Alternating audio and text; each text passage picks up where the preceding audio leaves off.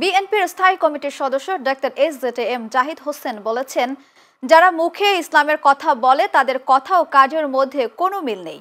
তিনি আরো বলেন, যাদের বিএনপির সঙ্গে নির্বাচনে প্রতিদ্বন্দ্বিতা করার ক্ষমতা নেই তারাই তত্ত্বাবধায়ক সরকারের অধীনে নির্বাচনের দাবি জানাচ্ছে। আজ মৌলভীবাজারের বড়লেখা উপজেলা বিএনপি দ্বিবার্ষিক সম্মেলনে প্রধান অতিথির বক্তব্যে এসব কথা বলেন তিনি।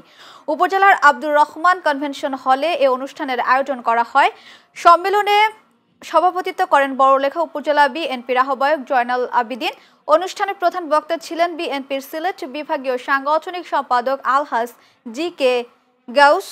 বিশেষ অতিথি হিসেবে উপস্থিত ছিলেন সহ সাংগঠনিক সম্পাদক মিফতাহ সিদ্দিকী, জাতীয় নির্বাহী কমিটির সদস্য এম নাসির রহমান সহ আরও অনেকে।